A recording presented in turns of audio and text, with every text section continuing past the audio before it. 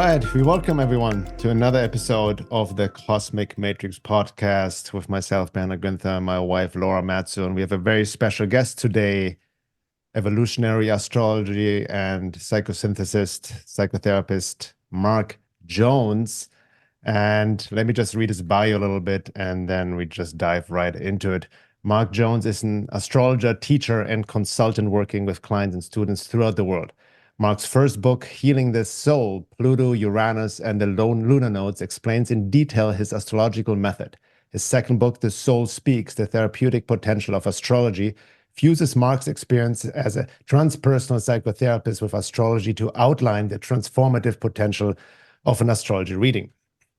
Mark's astrology studies began in his early 20s when he studied Kabbalistic astrology with Warren Kinton. Concurrently, Mark's democratic vision of spiritual development was supported by participation in the Open Mystery School of Dr. William Bloom. By 2002, Mark had graduated from psychosynthesis training through the Bristol-based Synthesis, an offshoot of the Psychosynthesis Trust, as well as from Noel Tyl's Master's Astrology program and the Jeffrey Green School of Evolutionary Astrology. For the latter organization, Mark became the principal teacher in the UK, teaching 3 schools in 2003 to 2005. Since that time, Mark has taught extensively in North America and now teaches throughout the world. Excellent bio, Mark. Welcome to the podcast. Thank you. I mean, just hearing that read out. Yeah. Who is this chap? How did he get so dynamic? Yeah. Good for him. Yeah. Yeah. And I personally came across Mark because I was going through some fairly intense Pluto transits. So I had Pluto squaring my sun, opposing my moon for the past few years while all this craziness was going on. And what I really appreciated about Mark is his ability to fuse therapy and astrology. And I felt like astrology on its own wasn't really enough. It became quite head-centric for me. But I think used in context with a therapeutic angle, it can be profoundly healing, especially evolutionary astrology. So I ended up taking the psychosynthesis training program that he does with Keith, which we're going to talk about. But I really appreciate his ability to really fuse the therapeutic lens with the astrological lens. And I find that lately there seems to be more of a bent towards just pure astrology. But I think that astrology is really useful for soul evolution, which is really what evolutionary astrology, I think, can offer at its core. So yeah, so tell us a little bit about your journey, how you came to the work you're doing now, what inspired you, your path a little bit, what drew you to it, and all that. I mean, I think Laura just made a brilliant point that isn't underlined enough.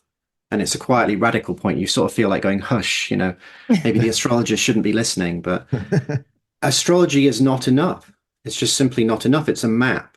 So it's a map. The terrain is separate from the map.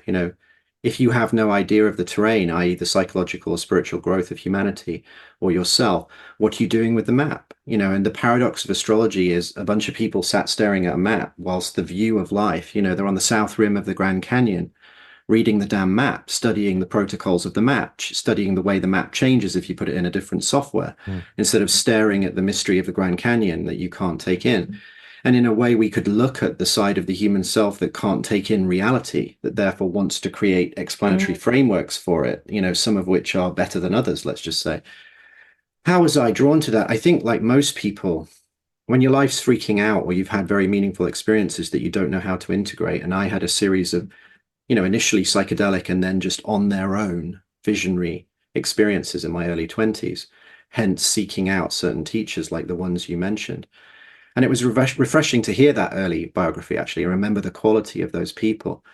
Stumbling into Warren Kenton, or Zev Ben Shimon Halevi, as he was called in his Kabbalistic circle, and talking to him about my early spiritual experiences and his open-mindedness and his recognition that they came from a genuine spiritual place was so supportive to this skinny young guy who'd done too much sex, drugs, and rock and roll, mainly the drugs and rock and roll bit, and, actually discovered something. To have this Sephardic Kabbalist empower that through an authentic response was incredibly generous and profound for me at 23, 24, because I would be mainly studying all this on my own. And of course, I got into psychology and therapy through people like Liz Green and Howard Sasportas and Stephen Arroyo, through the astrological work from the Center of Psychological Astrology and other sources in the 80s into the 90s.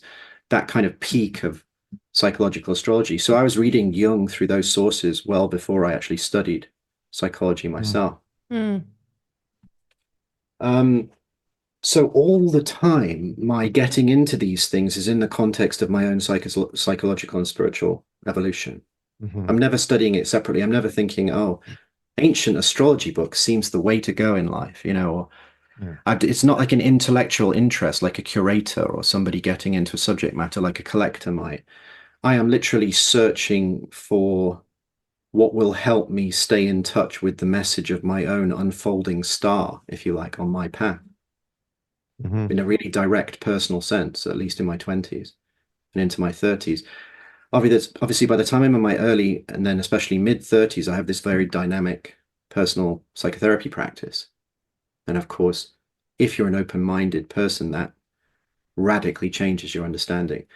Both of the spiritual studies I'd study, because I'm working in this white, blue-collar area of a city, and all my spiritual idealism just meets these issues that it just won't wash. I'm having to adapt on the fly to real people's needs. So I start evolving in this completely other way in response to what other people really need, and then I'm trying to fuse these very intense experiences I had with the real needs of people. That's been the journey for the last few decades. And when you explore that, you're always in this mix with feet on the ground, what actually helps people.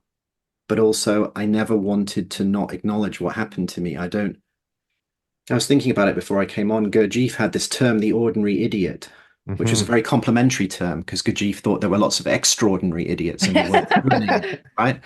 So the ordinary idiot was a compliment. I'm a kind of ordinary idiot who stumbled into something more profound. And the only thing that made me extraordinary, perhaps at certain points, was just that I didn't pretend that didn't happen to me, despite the costs.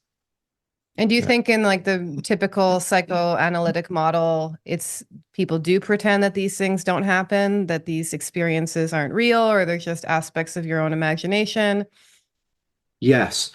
I think a series of things are going on. Some people don't have them.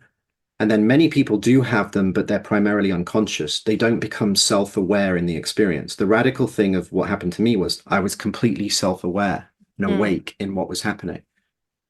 And then you can never turn away from it. But of course, Freud did this brilliant half-truth. It's like a magician's half-trick. He saw that certain mystical feelings of connection and belonging echoed early childhood uroboric feelings from the womb or the early contact with mother. I couldn't agree more. It's just that then Freud took this second reductive step and said all of it is just the unconscious return to that. And that's where me and Freud part company, because I would see the other place as existing even before the being comes into mother's womb and her holding grasp. Almost like a false ceiling or false foundation. Yes. Right. He sees a genuine truth and he back reads it to produce the lowest meaning outcome. So it's always regressive rather than recognizing the original childhood experience is already an echo of where you've come from or who you really are. He overly literalizes it in time, which is, of course, the common mistake of the materialism of our age, you could say. And Freud, to be fair, lived in a very repressive culture. Just to make those statements was profound enough in his time. Yeah.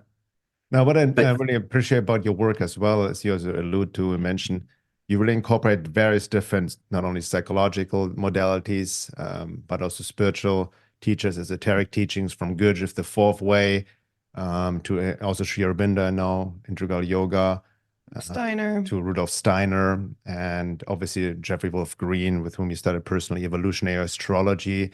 And really, that works well with our work together as well, this synthesis approach, literally, right? The holistic approach, kind of like bringing it all together. And I can relate to that as well. It's beautifully stated.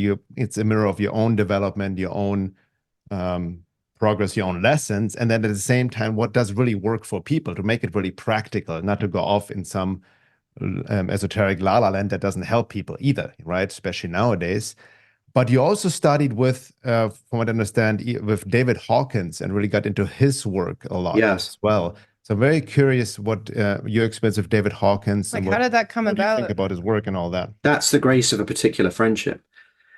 And a lady who was honest enough, a very close friend now, when I first spoke in Vancouver in 2004, she had some strong intuitive connection, seeing me speak, and came up to me and told me that without that being a romantic thing. I mean, that's the edge, isn't it? I think a lot of this soulful connection happens with people, and we can't help but turn it into a way of understanding it in the linear domain, like soul attraction or soul buzz. And we remained friends. They became students on one of my schools early on. And I went to stay with them, and they were just getting into Hawkins. And they just hit me on my first night, jet lagged, with this video from 2004, witnessing and observing on this long drive. And they took this little TV and DVD player so I could watch it. And the next few years, when they were living, every time I came to the States and was teaching, and that's 3 times a year, I would go to Sedona and see Hawkins at the Creative Life Center, go to the satsangs and the lectures. So it's a very rich experience because I wasn't just seeing Hawkins. I was talking to these very intense, cultured people who were living there and were digesting this complex teaching. So I read all of Hawkins at that time, and I could have long, deep conversations to contextualize the meaning. Because I think the meaning of Hawkins in the books is this very high, clear quality.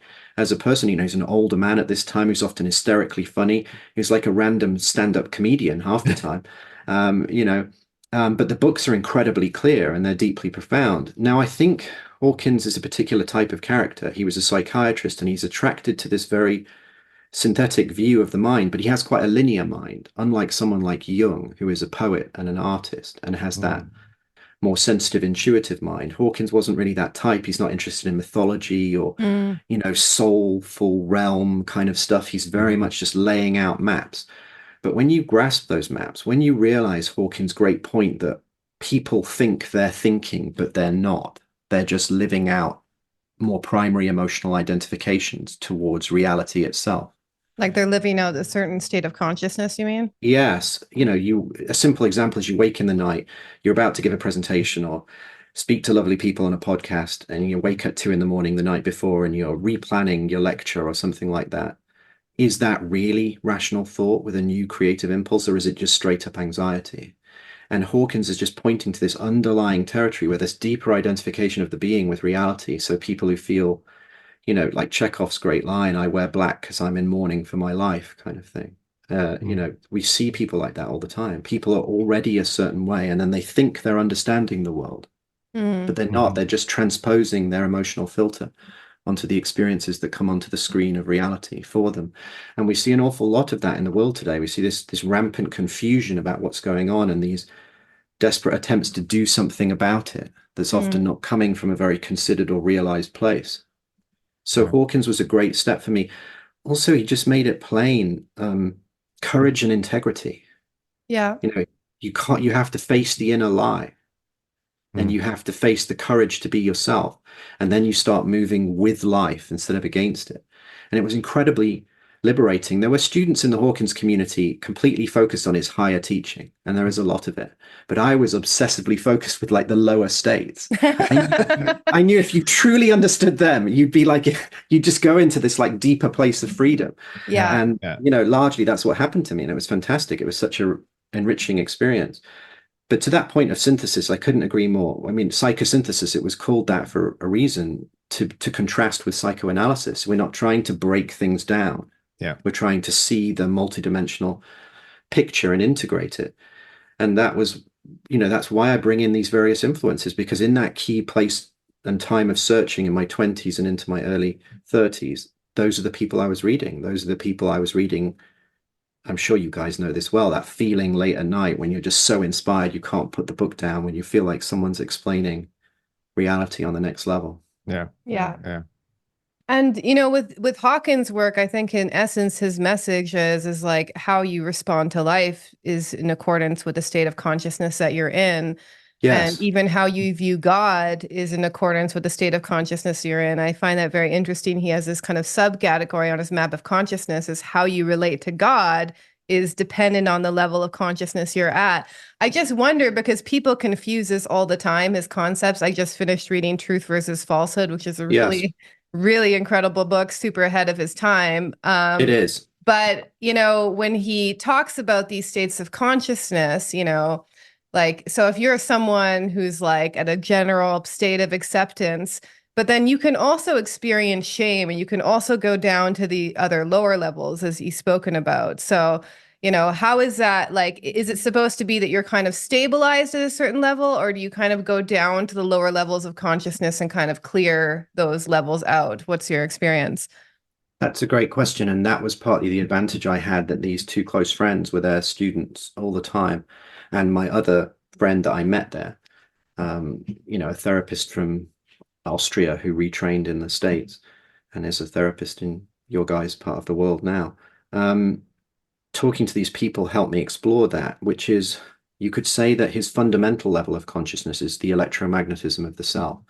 So when he's talking about fear, let's say, as electromagnetism of the self, he's not talking about a momentary fear. You're a perfectly loving person, you're walking out the street, your toddler steps out towards the road. Oh my God, he's not saying all your calibration's gone down. He's talking about people with their fundamental electromagnetism is fear of life and the other.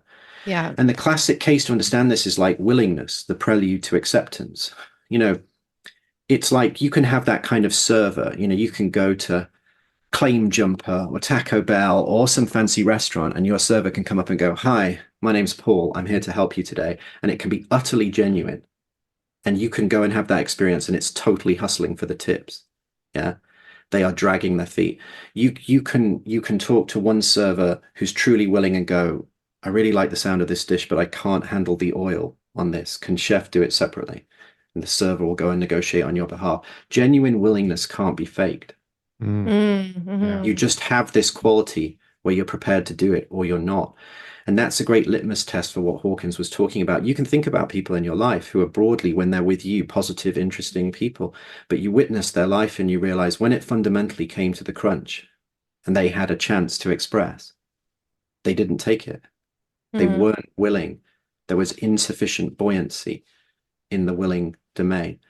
So that's what Hawkins talking about, not temporary fluctuations. He's talking effectively about the deep current of the self and its core electromagnetic orientation to reality. And I'm curious too, now we're talking about willingness, how does this overlap onto the idea of the will? So in psychosynthesis, one of the central concepts is building the will, and it seems like it almost connects with like a crucial step in David Hawkins' map of conscious of willingness. So do you see there's kind of exactly pointing at the same thing?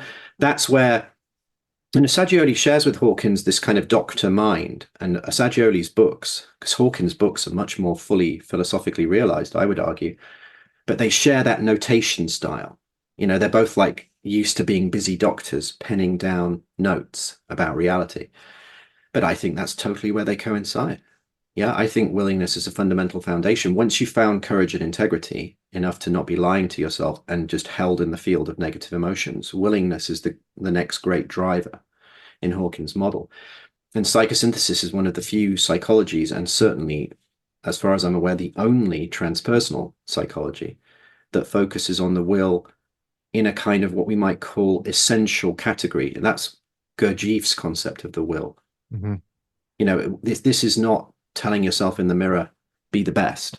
Yeah. This isn't like Tony Robbins told me to do this, and my positive mantra about my life hack for going forward. Yeah. The will in psychosynthesis is a complex and subtle phenomena proceeding from that essential willingness in Hawkins' terms. It's the turning of the being towards reality and saying yes. Therefore, I will engage. I will take the steps. Yeah. So it's coming from a deeper soulful place, from like the true I, rather than just like your head or even your body. Yeah, but that's a key point. I can see all the teachings Gurdjieff, like you mentioned, talks a lot about facing the lies you tell yourself. Not only the lies out there, but facing the lies within yourself. And then he says, but nobody wants to face that. Nobody wants to know that, right? You see it relates to what Sri Aurobindo and the mother talking about, the necessity of sincerity, being truly sincere, right? Yes. Even the mother says, when you're sincere, when you realize your insincerity. When you think you're completely sincere, there's already the false I coming through. Or what you mentioned with, not to throw the baby with the bathwater, there's, with the mindset like Tony Robbins and all these people, right? They have their place, but they also work on the false I, right? They strengthen the false self, the personality. Like I'm the best, like you mentioned with the mirror exercise. while underneath the shadow just grows and this suppression and all of that. So the will, by the way, like you mentioned, is so key. We see this in our work as well, especially nowadays. It seems people want to be healed, want to be told what to do. They don't engage their own will, their own effort in the work. Yeah. Right? Attention span is dwindling too. Well, so many things, frankly. Let's just break a couple of them down. One, around modern coaching. Is it important to have someone cheering your corner and holding you and being a mirror for your process? Yes, can really help people, but not if it's a tacit agreement that you don't engage your will. And that's why there's a therapeutic orientation as a coach for people, where you have to hold this generosity. If they project onto you certain qualities, you have to preserve them for them to give them back. The point Gurdjieff and Aurobindo and the mother were making there is just totally profound, by the way. I mean, that's the key to it all in many ways, not just will, but conscience, Gurdjieff's other great essence quality, forget the moral teachings of the ages, find the true inner essential conscience. But you could say that the great issue with the therapeutic project, just like any project in many ways, but especially the therapeutic or healing project, is the attempt to rescue or transform the wrong self. So to take the false self or the false I or the adaptive survival self and polish it or take it on a journey. So I mark here the self, climb the mountain of reality with my coach and my therapist, and I achieve the goal, and I go on podcasts and tell the world all about it. No, healing and transformation means this being changes. It's not a linear space-time journey. This being that's stepping towards that mountain dissolves, is reformed, enters a complete flux, and is, by the time they go along further into the journey, a different being, a being that's realized more of their essence. And Gurdjieff's great point was, you have to make the personality passive to essence. Yes. You have to stop the driving forces that Freud was obsessed about, the pistons of the personality. You have to slow them down and step back and witness and listen to the unfolding presence of your authentic being behind that. Yeah. Never, that ties into also, especially nowadays, with a lot of people we work sometimes, people never question their desires. Where do they come from, right? They can be easily conditioned socially, or trauma responses and all of this. So they pursue goals and aims, right? Even they achieve them, but they don't find that joy, love, abundance, whatever they're looking for, because it's not even coming from essence, right? It is from a different part of the self. Well, and you can contrast this in two sort of planes, if you like. The plane of quantity, the reign of quantity, as the traditionists would call it. Excellent book by René Guénon, controversial figure, but his analysis of the issue of quantity in the modern world can't be denied its brilliance. So say take sexuality, endless partners, pornography, ever younger, prettier people doing ever more extreme things to you. In the realm of quantity, desire will never satiate. You will just always find another extreme. In the realm of quality, connection, meaning increases. Right? And the qualitative domain changes the experience of the desire unfolding through the quantitative domain, if we're open to the world of quality, if we're open to the soul's potential in the realm of quality. And that's what's so distorting about part of the linearity of contemporary culture, is it distorts or tries to talk us out of the realm of quality, which is arguably the single most important realm. It doesn't really matter how many amazing photos you've got on Facebook or Instagram or whatever, if you're feeling terrible about yourself. And we see that in the celebrity dilemma, don't we? People living apparently perfect lives who are suicidal or distressed, right? Because in the realm of quantity, just having thousands of likes or whatever doesn't address the fundamental qualitative dimension of the inner feeling of the self. It sounds like he's referring, I don't know if you've heard this concept, there's horizontal change, which is basically kind of collecting more information, collecting more concepts. It's like the standard of the world. And then there's vertical change, where you actually change your level of being, essentially. I think that's key to reality. That's my take on reality in a way. And that's from even my earliest Kabbalistic studies, because you could look at the tree of life as a map of consciousness again. And if you do, you see the world is just an endpoint, and then all these subtle realms unfold behind the world. You have, as it were, the world of the moon, the sun, Pluto, Neptune on this middle pillar of consciousness unfolding behind and within the world. The world is the foundation for a depth experience that includes so much more than it. And if you cut off that chain of being at any key point, you start to live a reduced life. And we see this collectively. We see people living, at least from my perspective, their behavior seems to indicate the reduction of their life, because we can become increasingly lost in the world that the world of quantity throws up. More imagery, more information that we can do less with. Yeah. You know, the irony of Google Books revealing all sorts of ancient tantric texts from the Hindu and Buddhist traditions. Does anyone understand them or know how to do the practices? Yeah. It reminds me of Gurdjieff's triad of knowledge being understanding, right? That just collecting knowledge doesn't result in understanding if it's not matched with being, right? Of your level of awareness to be able to understand and not just memorize or use words and then even distort on top of it, as many people do. Yeah, well, that's the astrological problem in a nutshell, isn't it? What you just said is astrology's central problem. Yeah. Okay. So how do you think this like fits into spiritual psychology? Like, what is your vision for spiritual psychology, and how can it address perhaps some of these limitations of classic psychoanalysis, or even just more materialist focused psychoanalysis that doesn't go into even depth psychology like Jung's work? Like, what's your idea on that? I mean, Assagioli, this Italian doctor, form of psychology that I was trained in, he was a teenage student of Freud. He was one of the first. Freud only sold 50 copies of The Interpretation of Dreams in its first edition, and he was one of the people who got it, and studied it. He was a polymath. He was multilingual. He read Freud in the original German. He corresponded with him by letter. But he always respected Freud, but he always said psychoanalysis was the basement of the building.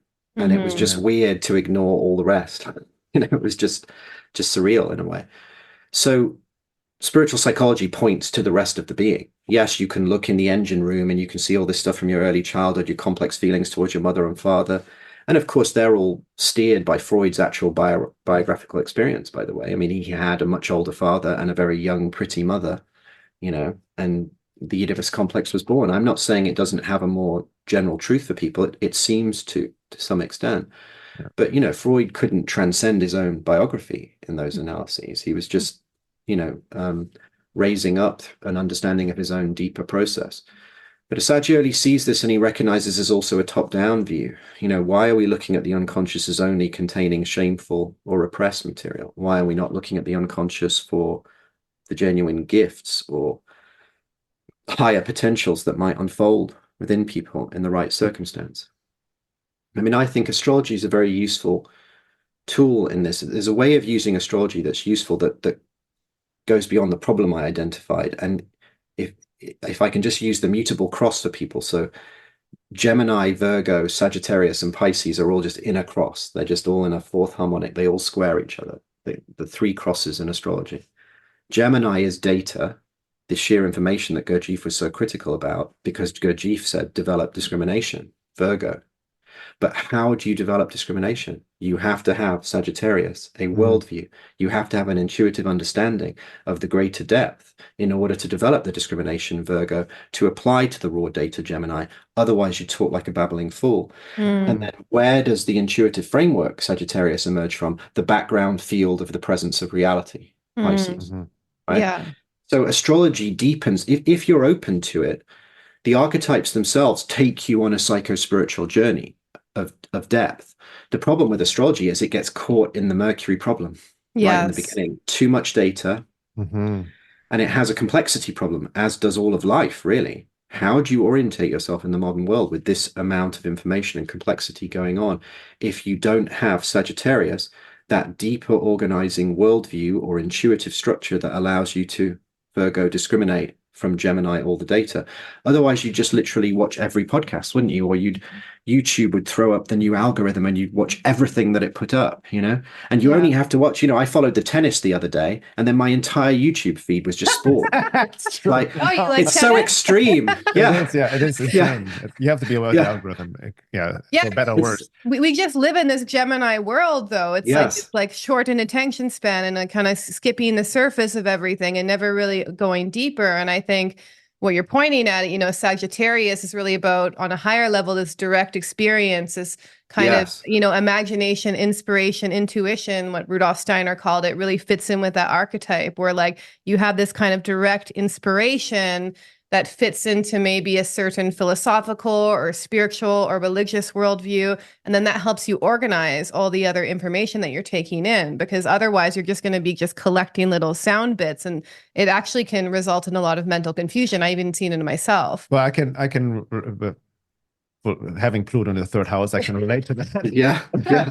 I'm not surprised. Yeah, that's quite, No, because I can relate to it in this sense, you understand, especially nowadays, we have spiritual bypassing. A lot of people, just get hooked on all kinds of spiritual teachings, or the intellectual bypass, psychological bypass. I can see it in myself. I got into Carl Jung in the 90s, have folders writing about Jung and shadow work. And then I read us later on, I was intellectualizing the process. I was, my intellect was fooling me that I was doing the work, because intellectually I knew my shadow, my childhood stuff, but I wasn't embodied, wasn't integrated, wasn't somatically processed, wasn't emotionally processed, right? So I overestimated my level of being, so to speak, as Gurdjieff would say. And we see this a lot nowadays, right? So where people mistake intellectual understanding, or not even understanding, just intellectual consumption of information for the work. And they think the more I read, the more aware I become. Well, they mistake the Gemini problem for the age of Aquarius, even, to use the symbolism.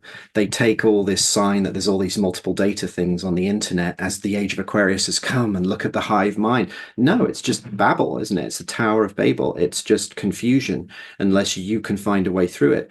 And the other danger is it's worse than confusion sometimes. It's a dangerous, discordant mirror that people hide their own internal mirror loss.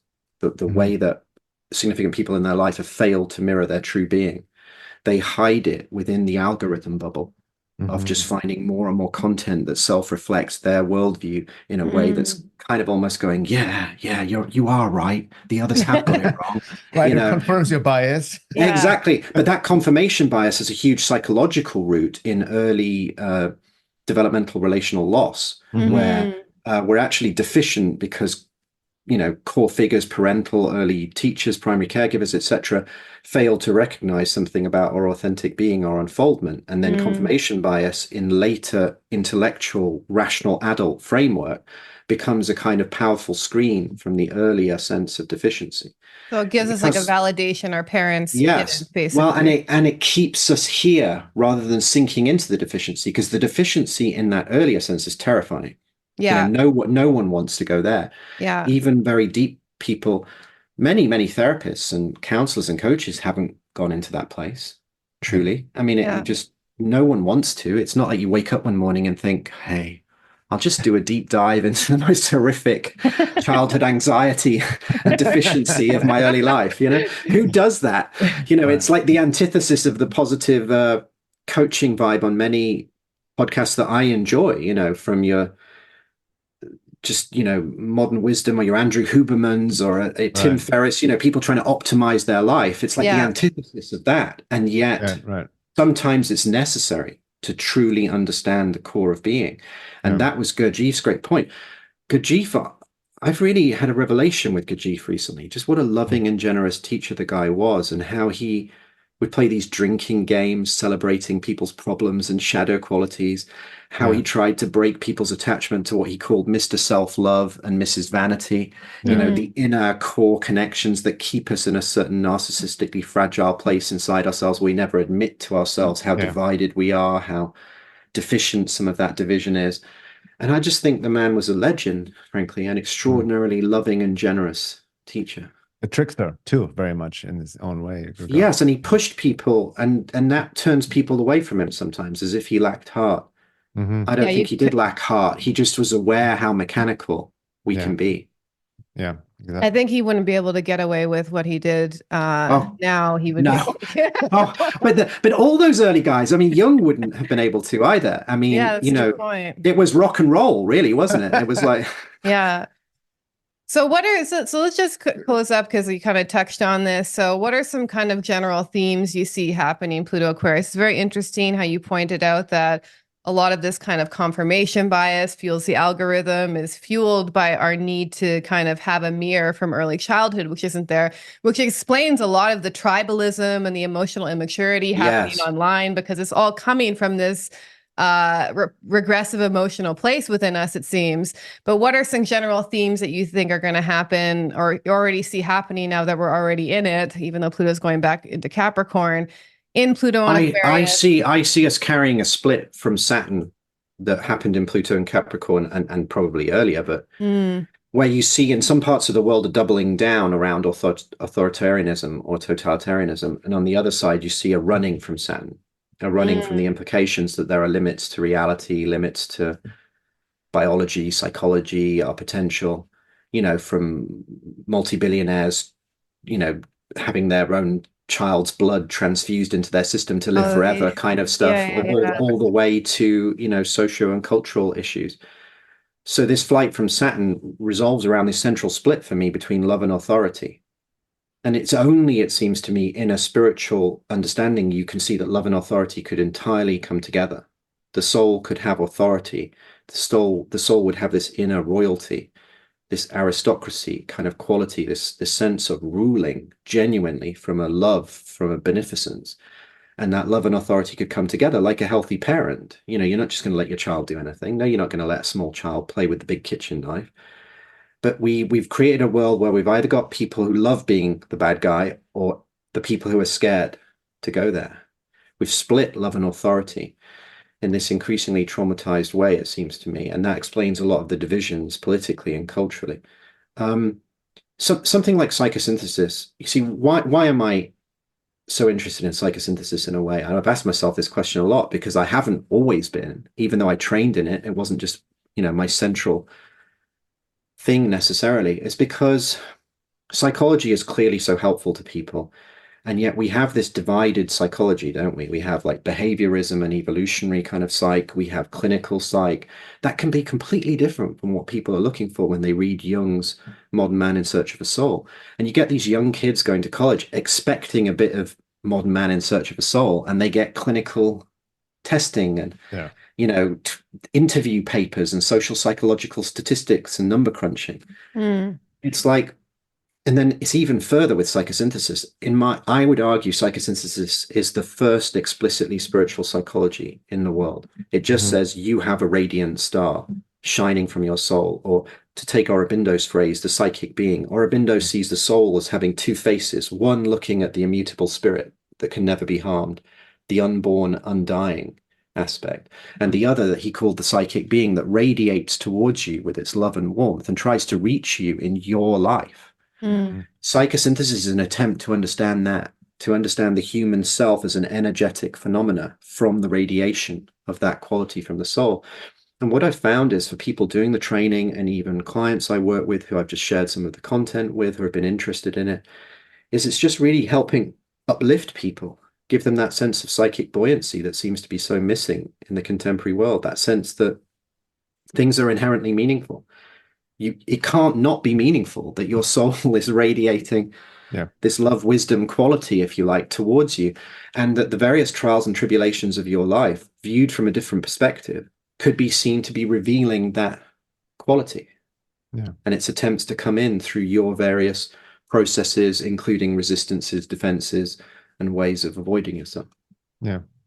No, I really appreciate psychosynthesis. We talked about it in our program as well, partly, but in general, it's so necessary nowadays. Maybe you can comment on that. This is maybe an aspect of Pluto and Aquarius, or where you can relate astrologically, that there's a necessity for the psycho-spiritual approach. Psychology alone is not cutting it anymore, right? People are digging down and getting lost in the mud, in the basement. More trauma, more childhood, more attachment, all of that. And then spirituality alone doesn't cut it. You see it with the New Age and the spiritual bypassing, and people getting out of body dissociated in la la land, and they think they're awake, dreaming to be awake, as Gurdjieff would say. So brilliantly put. There's really because what's the fusion? What would be the ideal fusion? Look, the therapeutic shadow of it going on forever, and both therapist and client losing track of why it goes on forever. That's a real shadow of therapy. But why does that emerge? even from genuine psychotherapy, because genuine psychotherapy is attempting to repair those early relationships, and the amount of contact you need to have with the person for them to have that degree of trust with you that they could go there could take a very long time. So psychotherapy is not an illegitimate attempt to deal with something. It's a legitimate attempt that has this unfortunate byproduct when it doesn't work out, that it was just shitloads of time and money and seemed to go on forever and everyone got lost, right? Mm-hmm. My question is, once you recognize the psychic being in Aurobindo's sense, which is symbolized by the self, the radiance of the self in psychosynthesis coming into the true I, in the heart of the personal self, could the mirror deficits, the mirror losses that I'm pointing to, that people have, these early deficiencies in their experience that lead to this inner sense of lack or disappointment inside themselves, could the radiatory love and wisdom of the soul directly touch those places alongside other contact work? And it's why I designed a coaching training, and because I would be arguing that therapy needs to get more educational. It needs to show people what's required, not just keep it as this hidden phenomena or just entirely within the therapeutic relationship. The therapeutic relationship is important, but people also need to understand the nature of reality and themselves, and they need help with that. Yeah. And then the other quality is, could, with a more autonomous kind of client who's very creative and individuated themselves, one work with people where they're consciously drawing down this quality from the psychic being or the star into their own deficiency through their own contemplative life alongside the relational work? So you're working on all the levels at once instead of just trusting this endless therapeutic relationship that just goes, I've been seeing my analyst for 10 years, 3 times a week. I've forgotten why we meet, but there's such a figure in my life. They're like a piece of furniture. That's what it gets to almost, isn't it? You know, and you can see why that was needed, because people had to trust enough to go back to the pain. But it doesn't always lead there. And it's just simply too upper middle class at this point to go to a high level psychotherapist in an urban part of America charging large amounts of money and go multiple times a week. That regular people can't afford that. We have to work on new ways just out of our love for people of all walks of life. And I think that to summarize, the essence of the spiritual orientation is that you have an angel, or you have a higher self, or whatever you want to call it. You have a relationship to the divine, which is ultimately what a lot of relationships are trying to reflect, or you're trying to get out of relationships. You're trying to gain that connection back through your intimate relationships. And you can also reflect that relationship to the divine with your relationships. But ultimately, that's another stream of life force in itself. It's not just your relationships. Beautifully put. If you think about it, that's almost what the elegant Jungian writer Robert Johnson is hinting at in the best of his books. He doesn't put it as explicitly as you just put it. He uses the archetypal Jungian language, which, although it's inspirational up to a point, does frustrate me past a certain other point, because it becomes so indirect and has this potential for intellectual abstraction in the world of like mythic studies a la Joseph Campbell or somebody, where it just becomes this massive analysis of all world myth rather than the recognition of the spiritual energetic truth behind the story. But wonderfully put. I couldn't agree more.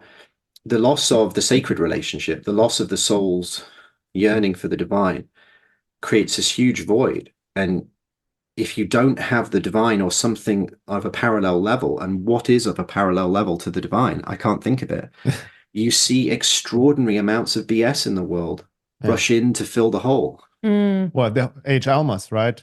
About filling the hole, what he talked about. Any desire we have is actually externally. What we're looking for is God, the divine, the essence within us.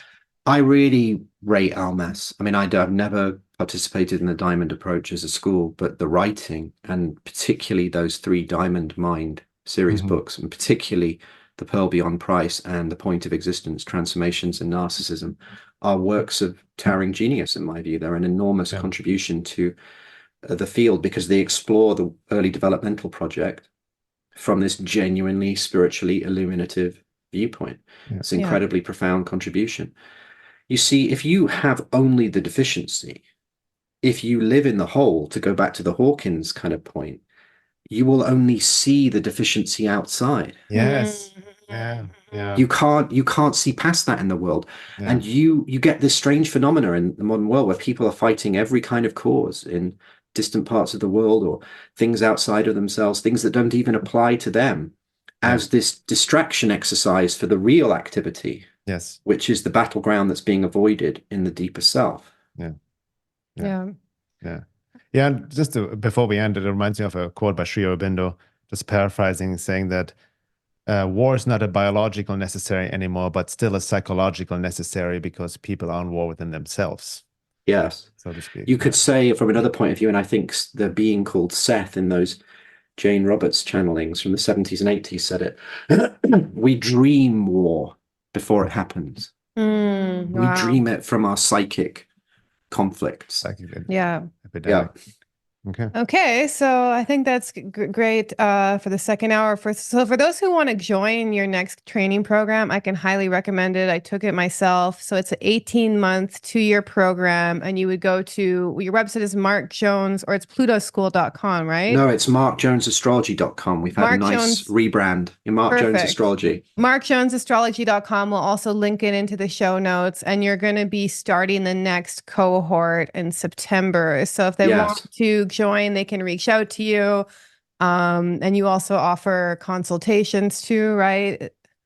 Yeah, I usually start with an astrology reading just because it gives some perspective. Yeah. Although people who've had my astrology readings know that I'm not even talking astrology that much, but we're using it as a psycho-spiritual map. Yeah. I'm not attempting to intellectually explain your life to you. I'm attempting to use it to work out where you are so that the next steps can naturally unfold. And then I work with people short, medium, and long term to help mentor those next steps. Is truly the most rewarding work I could imagine doing with my life. So I'm a combination of a very active practitioner and someone teaching both the astrological skill set and the therapeutic skill set from which to do that. Yeah. Beautiful. And so we'll link all that in the show notes. Thank you. Yeah. And absolutely. And in part 2, you want to go ahead? Yeah. And in part 2, we really want to talk about how you met Jeffrey Wolf Green. Very interesting character. And especially in regards to evolutionary astrology, because we talk about it already a lot on our podcast. So how can we use astrology in a way that promotes soul evolution? What are some dangers that we see in astrology? I'd love to touch on a little bit of some of the planetary nodes and collective evolution. Yeah. And really just like your vision for astrology as it becomes more popular, as it, I think, even becomes a little bit more mainstream as we're seeing happening. So I know it's scary stuff, guys. I mean, we should really be glad that astrology is on the rise. And how can I complain when it has positive impacts on my career and my reach to people? But I mean, there's a lot to be concerned about too. The idea that the criticism of the mainstream to astrology, that it's superstitious bunkum, the idea that that can just be simply dismissed is perhaps, a little bit naive, I would argue. Mm-hmm. I think there is an awful lot of superstitious bunkum with astrology, and it's very important to go into it with a lot of discriminatory intellect and intuition, heart intuition. Yeah. Beautiful. And we'll definitely dive deeper into the second hour and all of that. Again, anybody who's not a member yet, you can sign up at my website, veilofreality.com/membership. Gives you access to all the second hours of now over 130 episodes. And with that being said, Mark, thank you so much. And thank you. Thank you both. Thank you. We'll be right back.